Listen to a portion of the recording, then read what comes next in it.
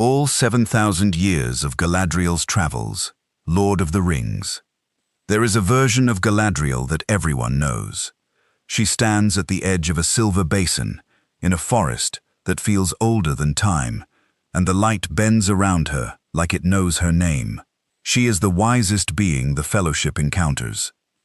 She is the one who sees through everything, holds everything, and ultimately sends them forward into a war she knows may destroy everything she loves. She is serene, she is eternal, she is, in the way the films render her, essentially fixed, as though she and Lorien grew up together out of the same root system, ancient and unchanged and luminous. Here is what that image erases. Galadriel spent the better part of 5,000 years in almost constant motion, political failure, and calculated retreat. She founded realms that collapsed. She built kingdoms alongside Celeborn that were destroyed or abandoned before she finished naming them. She crossed a glacier of grinding ice as a young woman on a journey she was forbidden to make, was then refused the right to go home after everything that journey cost her, and spent the next several thousand years watching every warning she ever issued go unheeded, and then get proven right by catastrophe, over and over, in a pattern so consistent it begins to feel less like bad luck and more like a curse she was personally selected to carry. The serene figure the Fellowship finds in Caras Galadon is not Galadriel's natural state. It is what she looks like after 7,000 years of outlasting everything she ever built. This is not speculation pulled from nowhere. This is what the lore actually says when you follow it all the way down through Unfinished Tales, through the Silmarillion, through the appendices and the letters. Through every version of her story, Tolkien kept revising until the end of his life because he could never quite pin down what it cost her to be who she was. And the question at the heart of all of it, the one that the lore raises and never fully answers, is this. After 7,000 years of watching everything crumble, did Galadriel sail west as the victorious keeper of a saved world, or as the last exile finally permitted to stop running?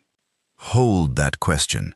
We are going to walk the full length of her road before we answer it, because the road is longer and stranger than almost anyone has told you. We begin, as Galadriel herself began, before the sun existed. In the years of the trees, in Valinor, there is a young Noldorin princess of extraordinary gifts being educated by Melian, who would later become the greatest of the Maiar to dwell in Middle-earth. Tolkien, in his later conception of Galadriel, describes her in Unfinished Tales as having a pride and ambition that, in their own way, matched Feanor's. Though where Feanor's desire turned toward creation and possession, Galadriel's turned toward something more specifically political. She wanted to rule, not in the corrupt sense, not as domination, but in the deep sense of wanting a place in the world that was her own, a realm she had shaped, a people she had led, a sovereignty that did not exist at the sufferance of anyone else's hierarchy. This is worth pausing on, because the version of Galadriel that becomes the subject of this story did not cross the grinding ice because she was swept up in Feanor's madness. She crossed it because she wanted to.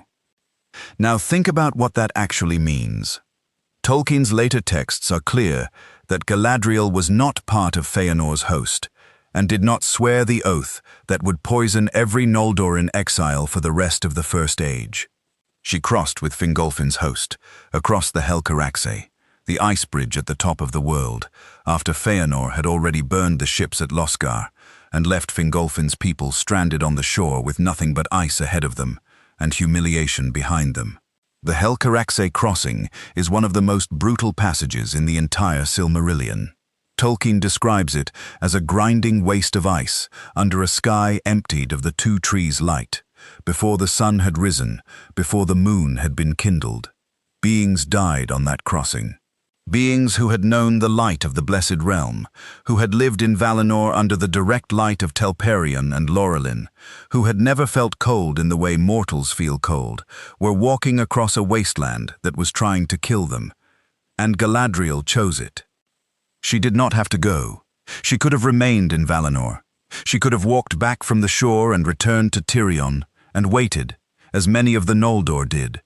But she looked at the ice, and she looked at what lay beyond it, and she chose to cross. Picture this: the shore at Araman, with the ruins of Feanor's treachery still raw in the air. The smoke from the burning ships, though Feanor's host is already gone, already across the sea, already starting the war that will define the First Age. Fingolfin's people standing on a shore between the world they left and the world they cannot yet reach. And among them, a young woman, by mortal standards perhaps in the fullness of early adulthood, though she is already centuries old, who has been educated by the greatest minds in Valinor, who has been watching the political catastrophe of Feanor's rebellion with something that is not quite disagreement and not quite sympathy, but something far more complicated, who has looked at Valinor with all its beauty and its light and its order and thought, privately, that there is something else she needs to do. She looks at the ice. She makes her decision. She takes the first step. That decision will cost her 3,000 years before she is permitted to reverse it.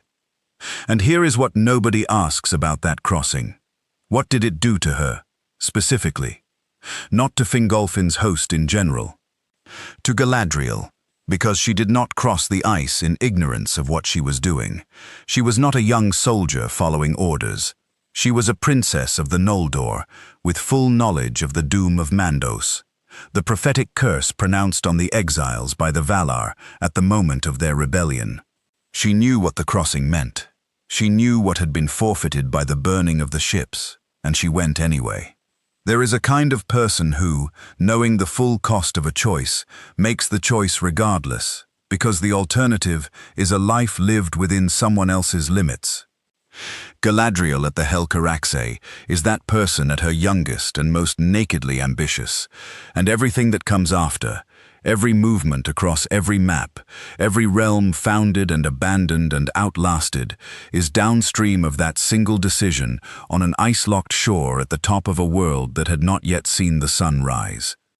She chose exile before exile was forced on her, and she could not have fully understood, standing on that shore, that it would not truly end for nearly 3 ages of the world. She survived the crossing. Of course she did.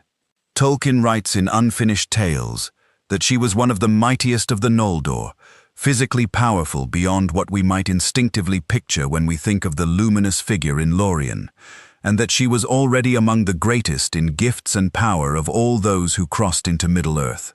She arrived in Beleriand not as a refugee, but as a significant figure in her own right, and she moved almost immediately into one of the most politically and intellectually rich courts in the First Age world. She went to Doriath. Now pay attention to this, because Doriath is the model for almost everything Galadriel builds afterward, and the connection is almost never made. Doriath is the realm of Thingol and Melian. Melian the Maya, Tolkien tells us in the Silmarillion, threw around Doriath a girdle of enchantment, the girdle of Melian, which made the realm essentially invisible to those not invited in, a protected, secret, self-sustaining kingdom hidden inside a larger world that was at war. Inside the girdle, time worked differently. The beauty of the First Age world was preserved in amber, while outside the borders the wars of Morgoth ground kingdoms to powder. Thingol ruled this hidden realm, and Melian's power sustained it, and at its heart was a palace of living stone called Menegroth, 1,000 caves, a marvel of collaboration between elves and dwarves that became the greatest dwelling of the First Age, and perhaps of all of Arda's long history. Galadriel spent time in Doriath. She was taught by Melian. Think about what she absorbed there. Not just lore, not just history, though she absorbed those too. She absorbed a model of power. She saw, up close, what a protected realm built around a single being of supreme enchantment could accomplish. She saw how the girdle worked, not in mechanical terms, but in philosophical terms. You do not fight your enemy by meeting them in the open field. You build something so complete, so self-sustaining, so thoroughly present to itself, that it requires no defense because it simply cannot be reached unless you mean it to be. Melian had done it with the direct power of a Maya. Galadriel had no such power, not then. But she was watching, and she was learning, and the lesson was going deep. She also went to Nargothrond. This is the other court of the First Age, that leaves its fingerprints all over everything Galadriel becomes. Nargothrond is the realm of Finrod Felagund, her brother, and it is another hidden city, this one built into the caverns above the river Narog, a fortress realm that tried to preserve Noldorin civilization underground while the war with Morgoth raged above. Finrod was among the wisest and most beloved of all the Noldorin princes, and his friendship with men, his early recognition of the significance of mortal beings in the history of Arda, was foundational to how the elder and younger races would eventually learn to understand each other. Galadriel was in this court. She watched her brother build something extraordinary. She watched it function. And she would eventually watch it fall, though not while she was still there. By the time the First Age ends, Galadriel has had an education in statecraft, in hidden kingship, in the philosophy of protected realms that has no parallel among any other Noldor in exile. She has seen Doriath and its girdle. She has seen Nargothrond and its caverns.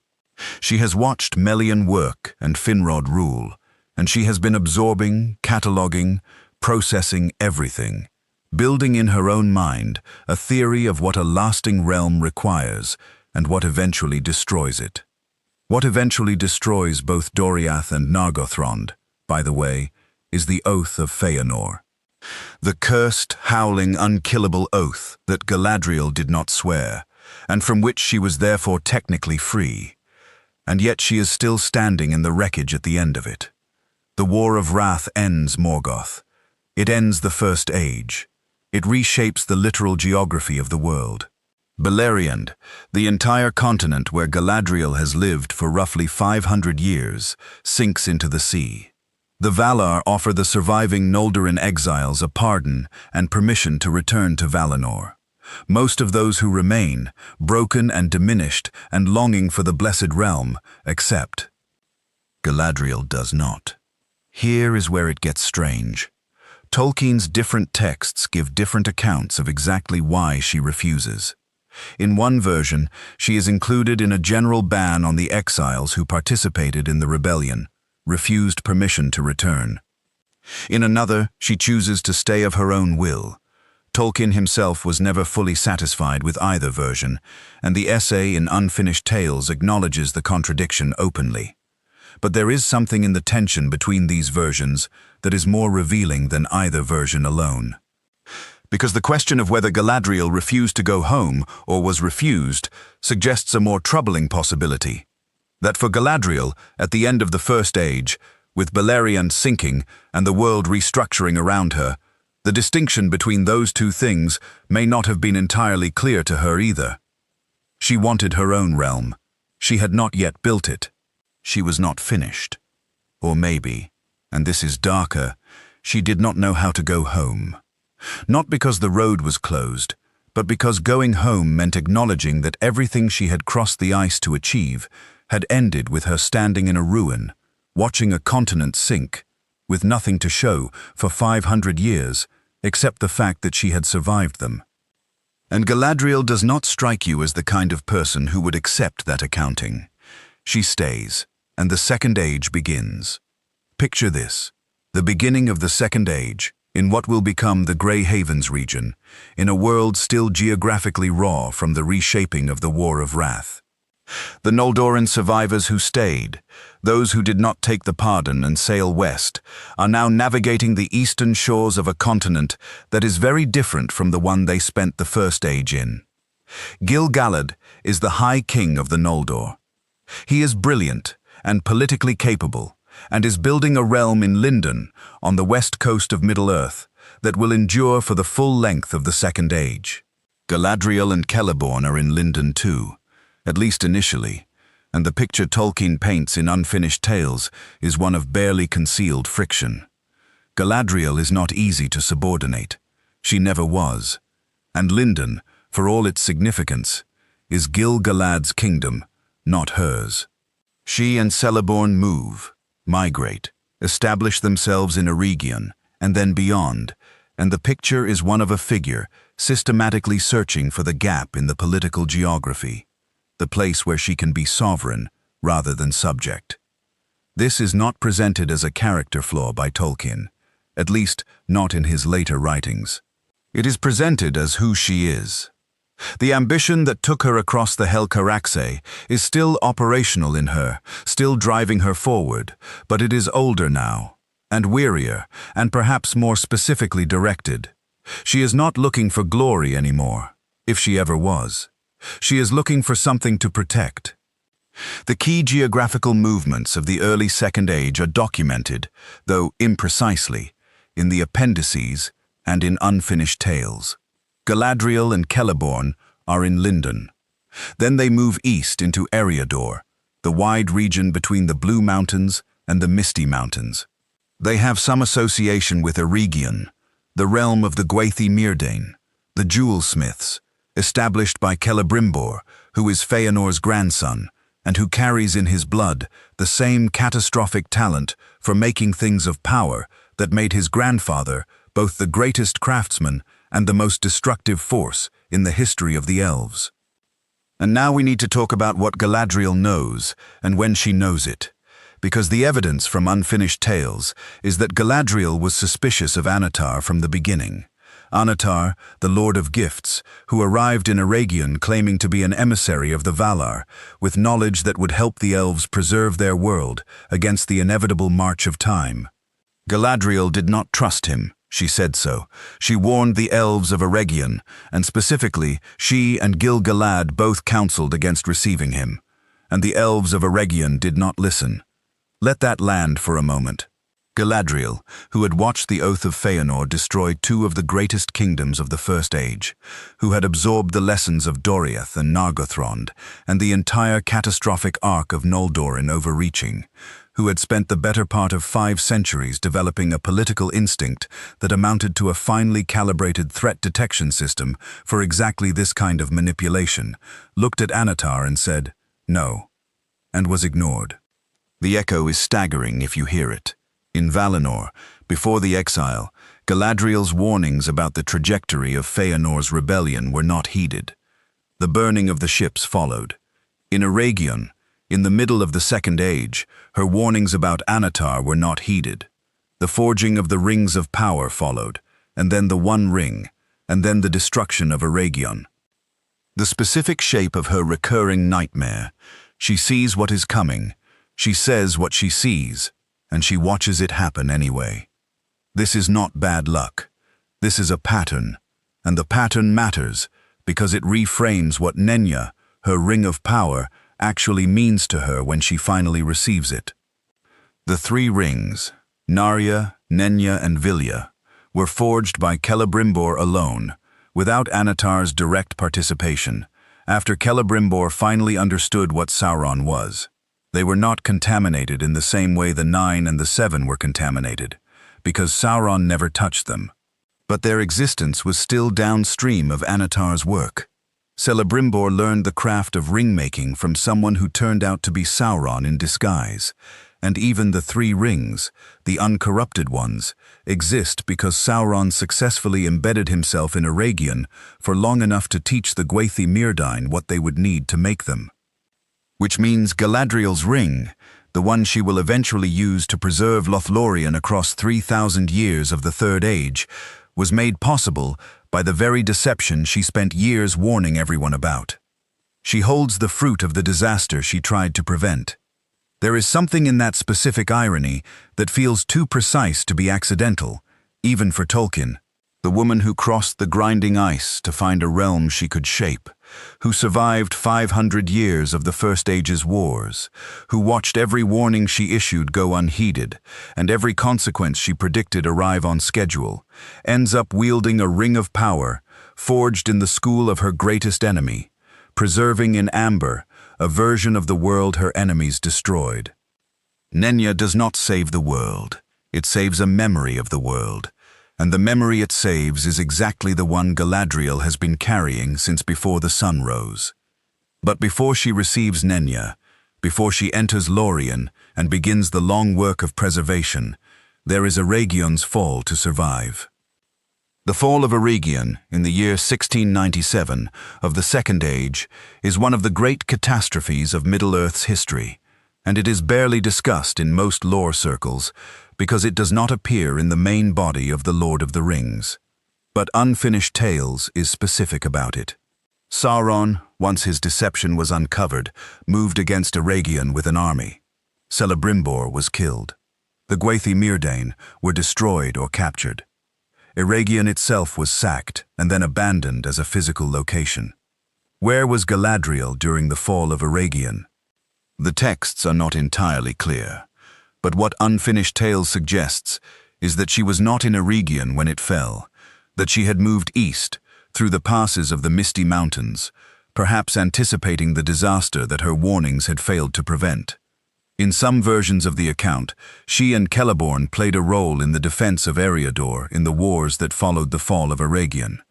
In others, the picture is more ambiguous, but the key geographical fact is that after Eregion's fall, Galadriel moves into Lothlorien, into the forest east of the Misty Mountains, and the Second Age enters its long, dark middle section. Think about her position in the world at this moment. She is somewhere between 2,000 and 3,000 years old. She has survived the Helcaraxe, the First Age, the fall of Beleriand, the early political instabilities of the Second Age. She has just watched a realm she had a hand in fostering be destroyed because the people she warned did not listen to her. She has crossed the Misty Mountains, those forbidding peaks that even the Fellowship in the Third Age will find nearly impassable, and she has entered a forest. She is not done moving, not by a long stretch, but the forest is the beginning of something. And now, we need to talk about what Galadriel found in Lothlorien, and what Lothlorien found in her, and why the relationship between this particular woman and this particular place is one of the stranger and more beautiful things in the entire legendarium. Lothlorien, in the Second Age, is not yet the Lothlorien of the Fellowship. The Malorn trees, those silver-barked, golden-leaved trees that give Lothlorien its character, are not there yet. According to the appendices and secondary sources, the Malorns were a gift from Gil-galad, who received seeds from Tar Aldarion of Numenor, and they were eventually brought to Lothlorien by Galadriel herself, which means she introduced to this forest the trees that would define it. She did not find a finished place. She built it. Picture this, the forest of Lothlorien in the early Second Age, before the Malorns. A woodland realm of the Sylvan elves, simpler in culture and politics than the Noldorin and Sindarin traditions Galadriel carries. A people who have never left Middle-earth, who have no memory of Valinor, who have not seen the light of the two trees, or crossed the grinding ice, or watched a continent sink into the sea. They are native to this world in a way Galadriel is not and never will be, and into their forest comes this woman, carrying in her mind more history than all of them combined, carrying seeds of trees that grew in Numenor, from stock brought from Valinor, and she plants those trees in their forest, and the forest becomes something it was not before she arrived. That is, in miniature, exactly what Galadriel does everywhere she goes. She carries what was lost and plants it somewhere new and hopes, this time, it will survive. The Malorns grow. The forest becomes the Lothlorien we recognize. And for a long stretch of the Second Age, there is relative quiet. The kind of quiet that Tolkien tends to skip over in his histories because quiet does not generate plot, but which is, for Galadriel, something genuinely rare. The war of Sauron and the elves has been fought. The rings of power have been distributed. Sauron is retreating to his next phase, and Galadriel, in Lothlorien, with Celeborn, with Nenya on her finger, begins for the first time in her life the project of not just surviving, but preserving. She receives Nenya sometime in this period, from Celebrimbor before his death, or in the immediate aftermath. And the appendices tell us she uses it. Tolkien writes in The Fellowship of the Ring that she has been using her ring for 3 ages of the world, that with it she has kept and saved what was there. 3 ages, let that land. By the time Frodo meets her, the 3rd age is nearly over. That means She has been wielding Nenya continuously since the Second Age, for roughly 3,000 years, spending her own power, her own will, the continuous output of her own exceptional gift, to hold this one place against the entropy that has consumed everything else. This is the part nobody talks about. Nenya does not work automatically. Rings of power are tools of will, extensions of the bearer's mind and strength. Tolkien makes this explicit in his discussions of how the rings function. To wear a ring of power is to be constantly engaged with it, constantly spending something. The Palantiri work through the direct effort of the user's will. The One Ring imposed Sauron's will on everything that wore its counterparts. The three preserved what their bearers chose to preserve through the specific expenditure of the bearer's own power, focused through the ring's mechanism. Which means Galadriel has been, for 3,000 years, continuously spending herself to keep Lorien alive. And here is where it gets strange. Because that expenditure is precisely what makes her refusal of the One Ring so complicated, so theologically dense, so much more than the simple moment of virtue the films render. When Frodo offers her the One Ring in the Mirror Garden, what he is offering her is not just power. He is offering her relief. He is offering her a ring so vastly more powerful than Nenya that she would not need to spend herself anymore to preserve what she loves. She would have enough power to preserve not just Lorien, but all of it, all of Middle-earth, the whole broken, diminished, Grey Havens and Rivendell and Lorien remnant of what the Elder Days were. She would be able to stop running. She would be able to stop spending. She would be able to, finally, have enough. She has been telling herself no to that offer for a very long time before Frodo arrives. And this is where we need to return to her full timeline and understand what she has actually been watching across the Third Age, because the Third Age is in some ways the most important stretch of her journey, not because it is the longest, but because it is the one where she knows, with full certainty, what is coming, and has to decide what she is willing to do about it. The Third Age begins in the year 3441 of the Second Age, after the last alliance of elves and men defeats Sauron, and Isildur takes the One Ring from his hand. Galadriel is at this point the single oldest living being in Middle-earth who has seen the light of Valinor, the last of the great Noldorin exiles, who crossed the ice or sailed the original ships. Every other figure of her generation is gone. Finrod is dead. Feanor and all his sons are dead. Fingolfin is dead. The world she knew in the First Age exists only inside her memory. And even the Second Age kingdoms, Númenor sunken into the sea, Eregion destroyed, the long alliances of the Middle Centuries dissolved, are becoming remote history to everyone except her. She is the living archive of the world. And the archive knows that Isildur's decision not to destroy the ring is a disaster. There is no text in which Tolkien gives us Galadriel's direct reaction to Isildur's refusal at Orodruin. But we have Letter 144, which calls her the only person in Middle-earth who combined full knowledge of Sauron's history and intentions with the power to oppose him. And we have the Silmarillion's account of the Oath of Isildur itself. And we have Galadriel's own statement in Lorien that with Nenya, she has kept what she could keep. We can do the arithmetic.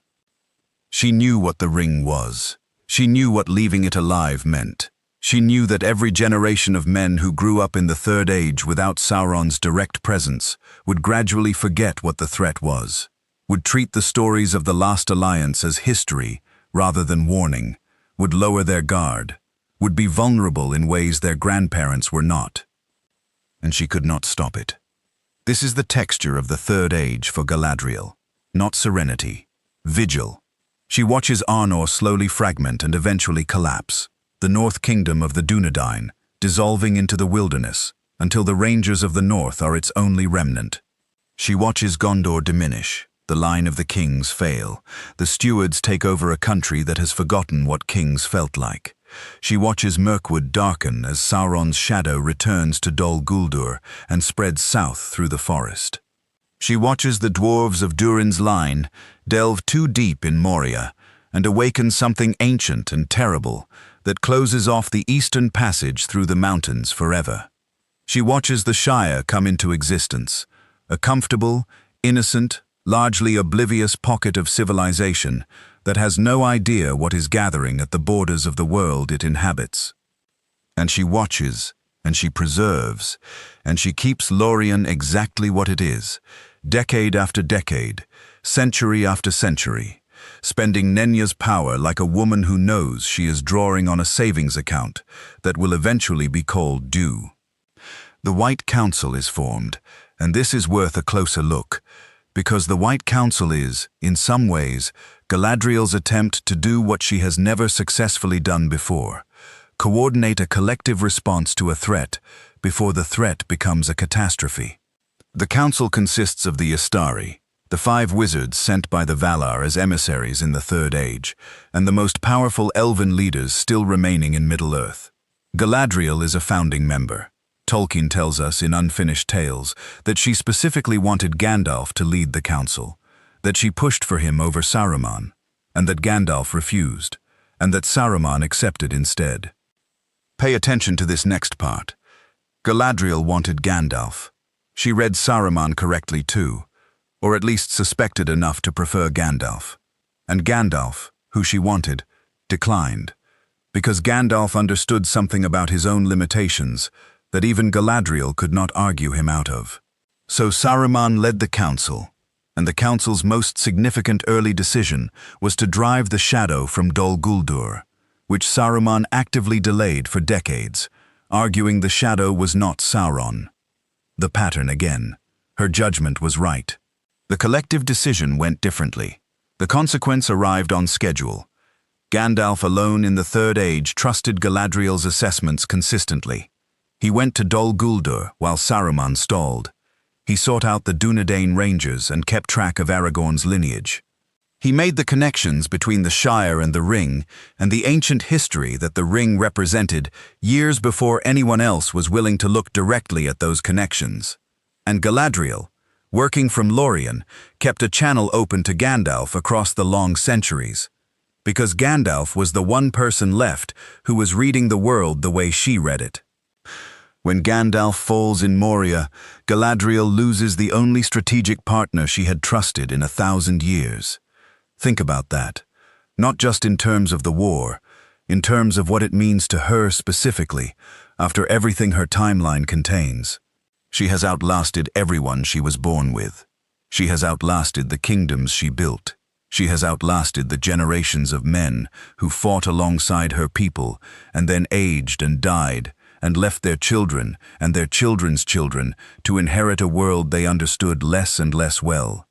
And now Gandalf is gone, fallen in the darkness of Moria, and the fellowship she has sent forward into Amon Hen is in the hands of a hobbit who has no idea what he is carrying or what will be required of him. And she has Nenya, she has her mirror, she has her trees. Picture this: Caras Galadon. At some point in the long years of the Third Age, not when the Fellowship arrives, but earlier, a century perhaps, or 2, or 5. Galadriel in the high flet of the Great Malorn, the one that Tolkien describes as the tallest in the land, with a pale light falling through leaves that never seem to turn fully to autumn. Below her, the forest she planted with seeds from Numenor, carried originally from Valinor, the forest she has spent 3,000 years maintaining against the pressure of a world that wants to forget. Around her, the Galadrim, the elves of Lorien who have lived under her rule long enough that their children's children's children have never known another lord or lady. She is not old in any way they can see. She will not look old to them if they live another 3,000 years. She looks exactly as she looked when their grandmothers were young. But she has been counting. She knows how many years this has been. She knows what the ring on her finger is costing. She knows that somewhere out there, in the darkness of Dol Guldur, or further east in whatever shadow Sauron is rebuilding himself into, the clock is moving towards something she has been watching approach for a very long time. She has been here before, not in this forest, but in this position. The position of the one who knows what is coming and cannot make the people around her understand the full shape of it. She picks up the water in her silver basin, and she looks. She is always looking. That is what the mirror shows you, finally, if you look long enough at who she is. It is not a magical tool that she uses occasionally. It is the posture of her entire existence.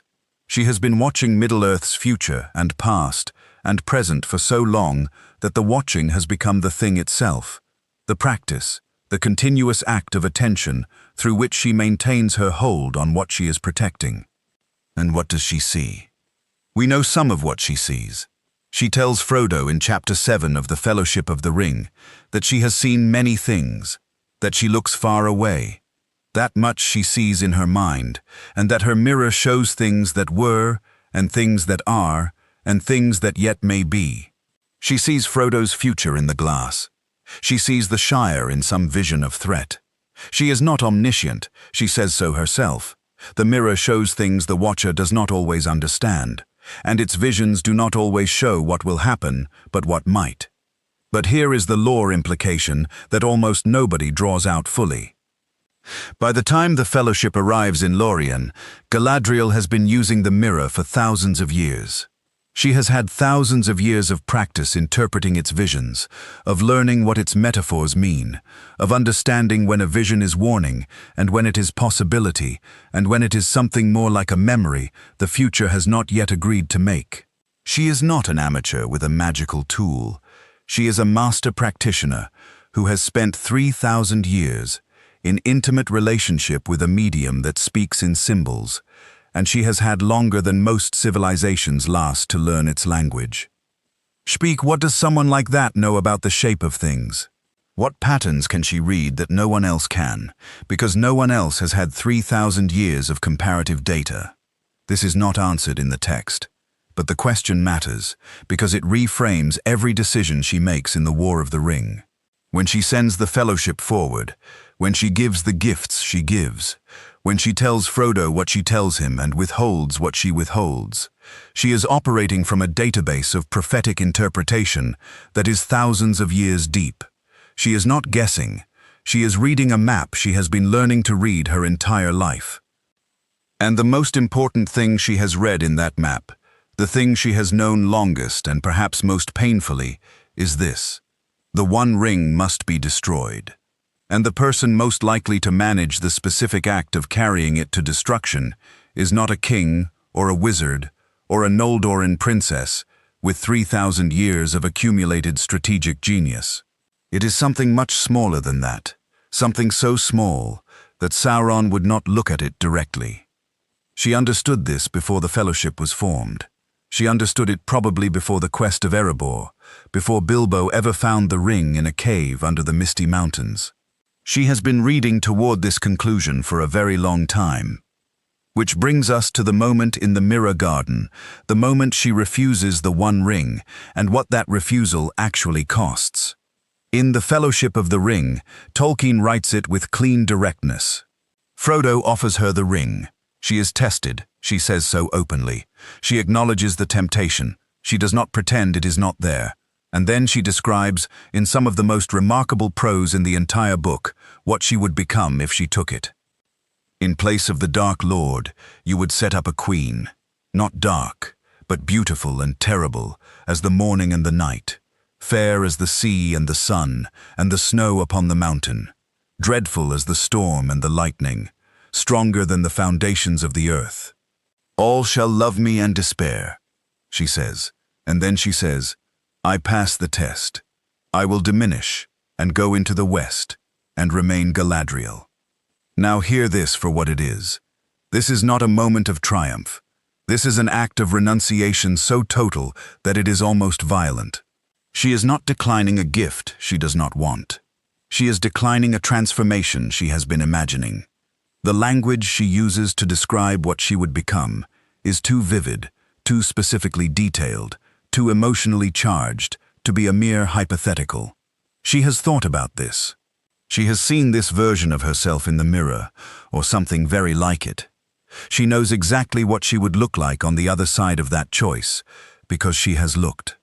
And she says no. But look at what she accepts in exchange for that no. She says, I will diminish. She does not say, "I will remain as I am." She says she will diminish. Accepting the One Ring means becoming something terrible and absolute. Refusing it means becoming less, not just less powerful in the moment of refusal, but less permanently, diminished by the surrender of a power source that she cannot replace. Because the other part of what she knows, the part she does not say aloud in that scene, is that when the One Ring is destroyed, Nenya will fail. Not fail slowly and gracefully. Fail.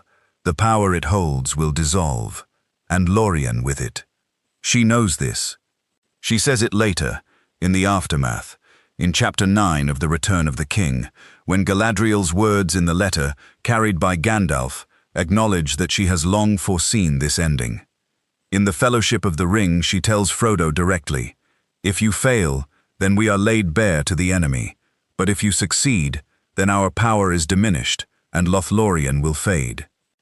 She knows that Frodo's success is also her loss, and she sends him forward anyway. This is the moment that the entire 7,000-year arc has been building toward, not the dramatic refusal in the Mirror Garden, not the gifts, not the boats. This, the moment when Galadriel, who has been building things and losing them for the full length of her existence, chooses to help destroy the last source of her power to build and keep, because destroying it is the right thing to do, even though it will cost her everything she has held together for 3,000 years. She has been here before. Remember the Helcaraxe. She has made the choice that costs her everything before. She made it because she saw something on the other side of the cost that mattered more than the cost. The question is whether it was courage or habit by the time she stood in the Mirror Garden. And now the central question returns, but it is heavier than it was at the beginning. Not just heavier with data, heavier with something that does not have a clean name, something between grief and recognition. After 7,000 years of watching everything she built either fall or fade, what was Galadriel actually choosing when she said yes to the quest and no to the ring? Let us walk the final arc. The One Ring is destroyed on the 25th of March, 3019 of the Third Age. On that day, within hours, Nenya's power begins to fail. Tolkien describes this not as a catastrophic collapse, but as a dissolution, a slow return of Lorien to its ordinary state, the Malorn trees remaining, but the preservation failing, the enchantment lifting like fog. What was preserved begins to age. What was held begins to move again toward its natural end. The appendices tell us that Galadriel does not linger. She attends the coronation of Aragorn. She passes through Rohan and witnesses the burial of Theoden. She goes to Minas Tirith and meets Arwen for what both of them know is a final meeting. And then she goes to the Grey Havens. On the 29th of September, 3721, she boards the last ship. That specific image, the last ship, the final departure, the grey rain curtain of the world rolling back to reveal a far green country and a swift sunrise, as Frodo sees it in his dream in the Shire, has become one of the most emotionally powerful images in all of Tolkien's work. And it is powerful, genuinely, on its own terms. But there is a layer underneath the beauty that I want to press on, because it is the layer that the entire 7,000-year arc leads to. What does it mean for Galadriel specifically to be on that ship? She was refused permission to return at the end of the First Age. Whether she refused the pardon herself or was refused it by the Valar, the result was the same. She stayed. She spent 500 years of the First Age, and the full length of the Second Age, and most of the Third Age in Middle-earth, always moving, always building, always losing. And the pardon, when it finally comes, when she is finally permitted to return to Valinor, comes as a direct consequence of her refusal of the One Ring, her final act of self-abnegating wisdom in a life defined by the discipline of wisdom maintained against enormous pressure. Tolkien writes in Unfinished Tales that the ban on Galadriel was finally lifted, that the One Ring's destruction removed the last conditions attached to her exile. She had, in refusing power at the moment of its greatest temptation, earned the right to go home. Here is the question that this raises. Was that the design all along? Not in a manipulative sense, not in the sense that the Valar planned her suffering for a purpose, but in the deeper sense that Tolkien builds into his entire cosmology, the sense in which the music of Ainulindal contains within it even the dissonances, even the betrayals, even the long years of loss, as notes in a theme that eventually resolves.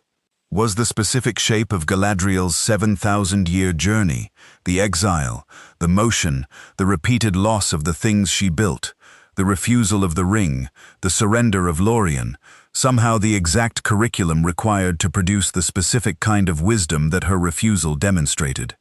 You cannot answer this definitively. Tolkien himself, who spent decades revising her story, never quite answered it. But the shape of the answer presses through the silence of the texts. Picture this: Galadriel on the ship, in the final light of the Third Age, sailing west across the sea she crossed in the opposite direction, on the grinding ice, roughly 7,000 years ago. She is the same being who stood on the shore at Araman and chose the crossing. She has the same eyes. The same essential self that made that first choice is making this last one.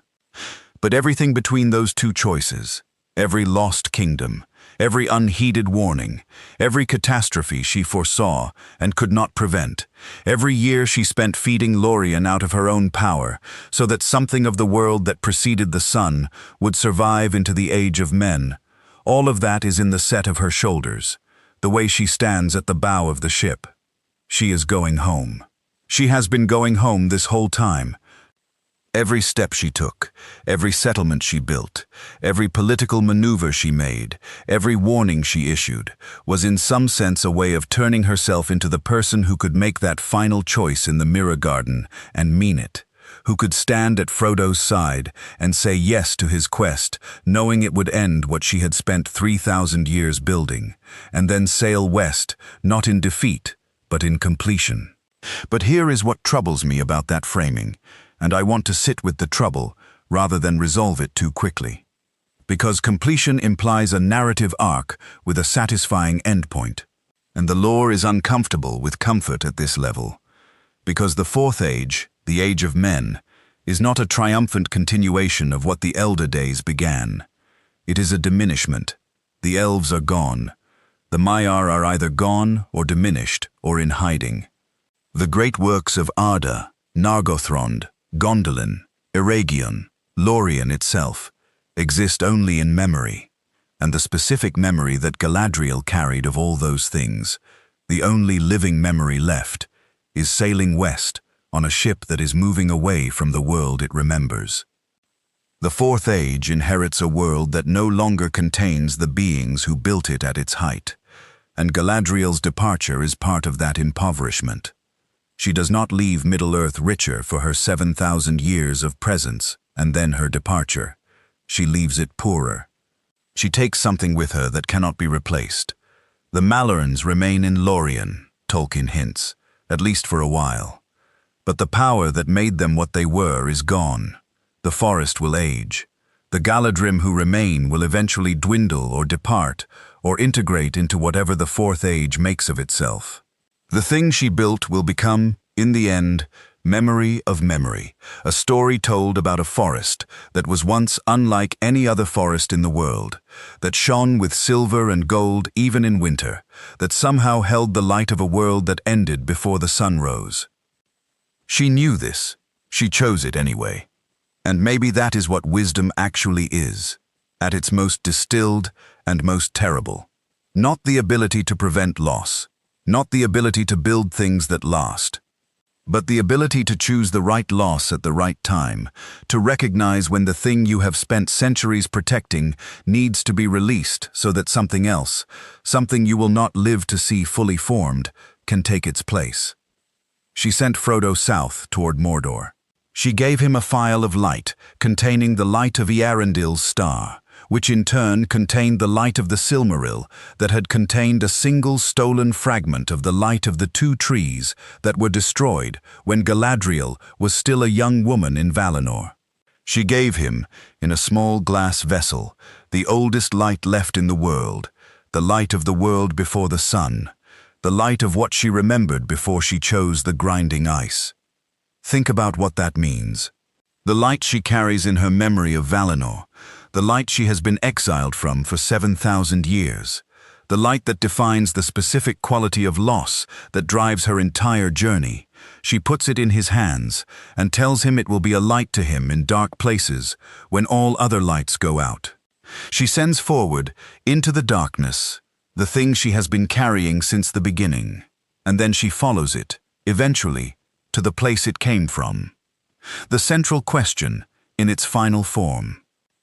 After 7,000 years of watching everything she built either fall or fade, did Galadriel sail into the west as someone who had won, or as someone who had finally, after all that time and all that loss, and all those unheeded warnings, and all those kingdoms that crumbled while she watched, simply been permitted to go home?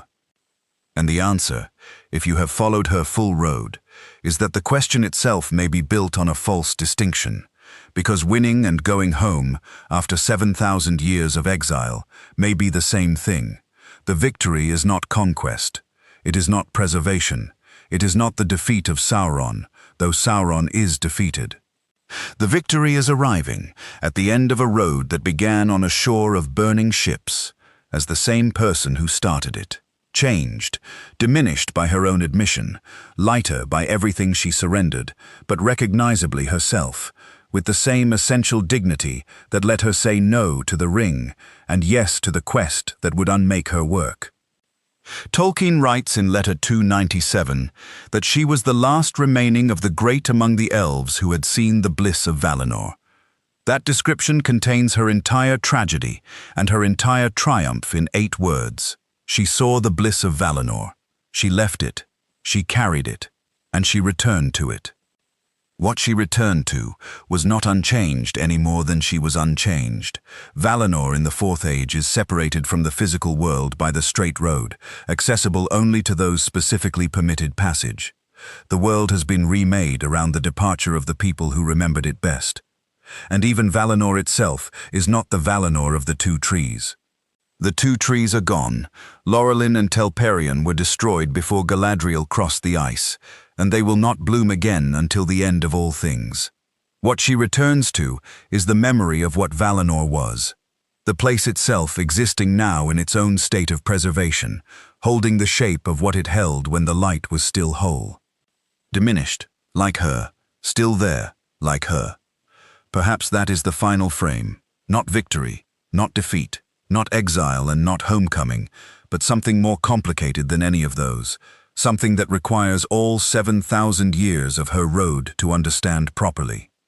She is the last of her kind in Middle-earth, and she sails west, and what she carries in the ship alongside her, in the set of her face and the depth of her eyes, and the specific weight of what she has witnessed, is the fullest and longest account of what it cost to be the world's memory of itself.